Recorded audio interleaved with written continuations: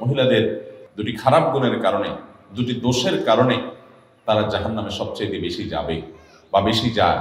এর ভিতরে একটা হলো তারা তুকফিরনাল লাহানা ও তাকফুরনাল আশির। তিনি বলেছেন, তোমরা মহিলারা বেশি বেশি করে লানত দাও, অভিশাপ দাও। এটা একটা রোগ।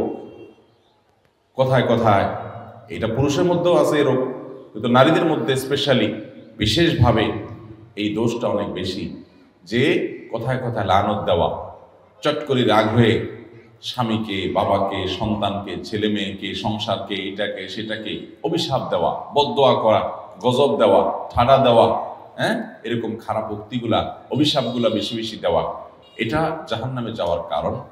আর আরেকটা হলো তাকফুরনাল আশির, স্বামীর নাশকরি করা। পুরুষদের মধ্যেও এই রোগ আছে। পুরুষও নাশকরি করলে তার ঠিকানা জাহান্নাম হবে, এতে কোনো সন্দেহ নাই। অনেক পুরুষ আছে যে তার মহিলা, তার স্ত্রীর সাথে তার সম্পর্ক ভালো, স্ত্রী সব দিক থেকে ভালো, একদিন একটু উল্টাপাল্টা হলে সে সাথে সাথে সারা বছরের সকল অবদানকে অস্বীকার করে। সারা বছর বেচারি যে ভালো ছিল এটা আর স্বীকার করে না। একদিন তরকারিটা খারাপ হলে আর 10 দিন যে ভালো হয়েছে ওটার কথা সে ভুলে যায়। এরকম নিমক হারাম পুরুষও আছে।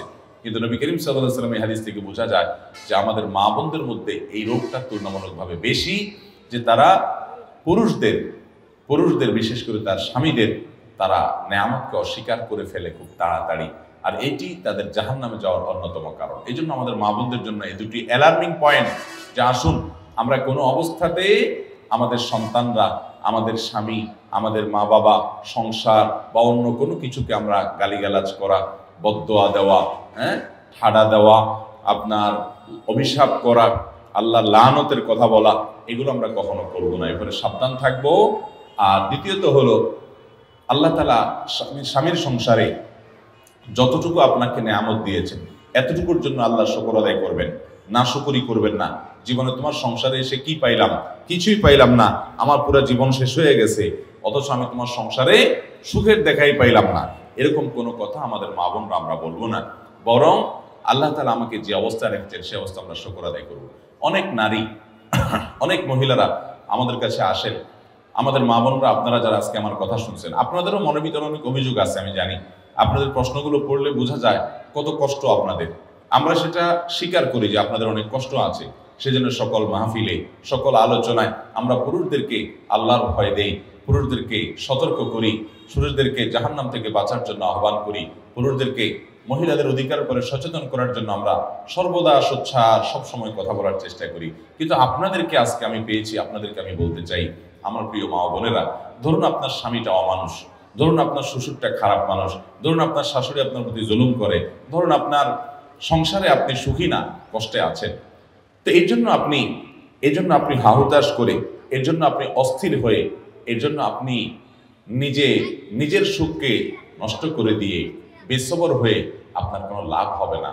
আমার প্রিয় মা, প্রিয় বোন, আপনি বরং সবর করলে কি হবে জানেন?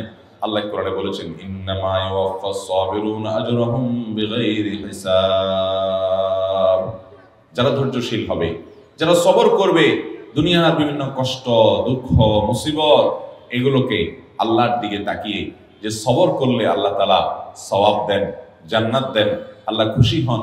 আল্লাহ বলেছেন, ইন্নাল্লাহা মাআস সাবিরিন, আল্লাহ ধৈর্যশীলদের সাথে থাকেন। আল্লাহ বলেছেন, আল্লাহ ইউহিব্বুস সাবিরিন, তিনি ধৈর্যশীলদের পছন্দ করেন, ভালোবাসেন। ধৈর্যশীলদেরকে এত মর্যাদা আল্লাহ দিয়েছেন। আল্লাহর কাছ থেকে সওয়াবের আশায় যারা একটু ধৈর্য ধারণ করে, সবর করে, হজম করে নেয়, ঢোক গিলে নেয়, নিয়ন্ত্রণ করে নেয়, মেনে নেয়, মানায় নেয় নিজেকে, এই মানুষগুলো, তাদের সম্পর্কে আল্লাহ বলেছেন, ইন্নামা ইউওয়াফাস সাবিরুনা আজরাহুম বিগাইরি হিসাব। ধৈর্যশীলদের বিনিময় আল্লাহ রাব্বুল আলামিন হিসাব ছাড়া দিবেন। কোনো হিসাব করে আপনাদেরকে দিবেন না। যখন আপনি ধৈর্যশীল হবেন, যখন আপনি সবরকারী হবেন, আল্লাহ তাআলা আপনাকে ডাইরেক্ট দিয়ে দিবেন, কোনো হিসাব নিকাশ করে দিবেন না। আল্লাহর কাছ থেকে হিসাব নিকাশ করে জান্নাতে যাওয়া এত সোজা কাজ না। আল্লাহ যদি বিনা হিসাবে কাউকে জান্নাতে দেয় তাহলে সেটা সহজ। আর বিনা হিসাবে জান্নাতে যাওয়া, এই সৌভাগ্য অর্জন হবে সবরকারীদের, ধৈর্যশীলদের।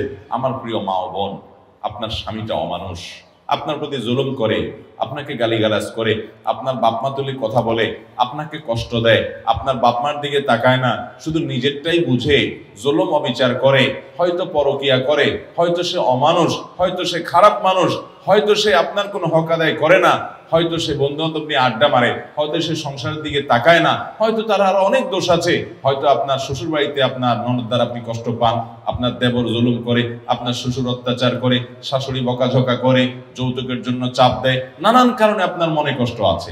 আপনি অবশ্যই সেই কষ্ট দূরের জন্য যথাযথ নিয়মে চেষ্টা চালাবেন, মুরব্বীদের মাধ্যমে চেষ্টা চালাবেন, নিজে চেষ্টা চালাবেন, আল্লাহর কাছে দোয়া করবেন তাদেরকে হেদায়েত দেওয়ার জন্য। যদি সীমা লঙ্ঘন তারা করে ফেলে, অবিচার সীমা ছাড়া চলে যায়, তাহলে আপনি অবশ্যই বিচারের ব্যবস্থাও করতে পারেন।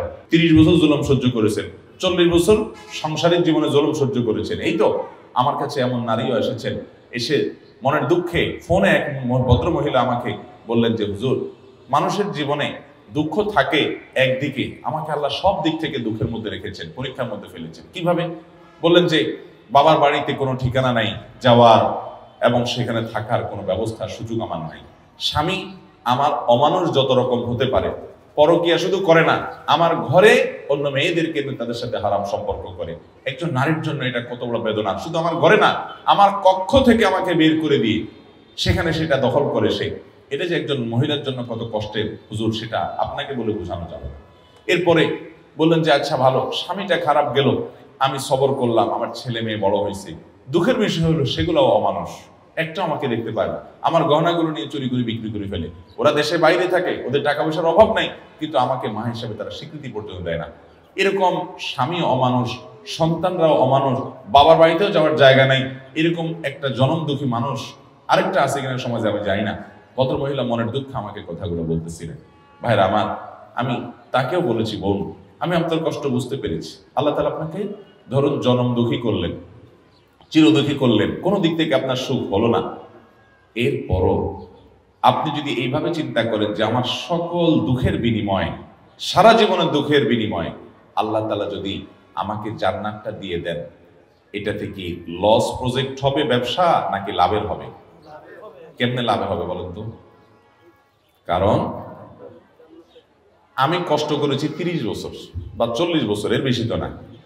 একজন মহিলা বিয়ে হওয়ার পরে কত বছর বাঁচে? 40 বছর, 30 বছর, 50 বছর, এর বেশি তো বাঁচে না সাধারণত আমাদের দেশে গড়াইয়া বসে। তাহলে 30-40 বছর আপনি কষ্ট করলেন, সব ধরনের জুলুম সহ্য করলেন, এর বিনিময়ে আপনি জান্নাত পাইলেন কয়শো বছরের জন্য? অনন্তকালের জন্য, অসীম কালের জন্য। মৃত্যু আর কখনো আসবে। তাহলে 30-40 বছরের কষ্টের বিনিময়ে যদি অনন্তকালের চিরসুখ পাওয়া যায়, লাভ হলো না লস হলো? অতএব সবর করতে হবে, ধৈর্য ধারণ করতে হবে। ধৈর্যশীলদেরকে আল্লাহ তাআলা তাদেরকে বিনা হিসাবে দিবেন পুরস্কার, বিনিময় বিনা হিসাবে জান্নাত দিবেন। অতএব আমরা সবর করবো তো ইনশাআল্লাহ। আল্লাহ আমাদের মা বোনদেরকে সবর করার তৌফিক দান করুন। আস-সুন্নাহ ফাউন্ডেশন, উম্মার স্বার্থে সুন্নাহর সাথে।